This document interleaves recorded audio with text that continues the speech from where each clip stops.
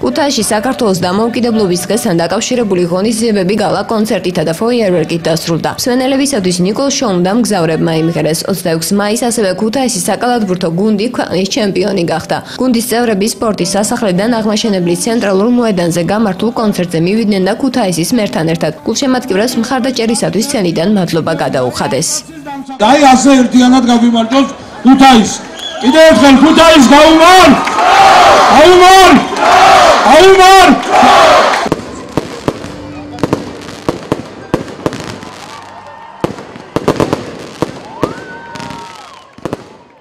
ძალიან სერიოზული გალა კონცერტით სრულდება დღევანდელი დღე და ასევე ძალიან დიდი ზეიმით განსაკუთრებით ქუთაისის, რომ ქუთაისი პირველად საქართველოს ისტორიაში გახდა ჩემპიონი გალადბურთში.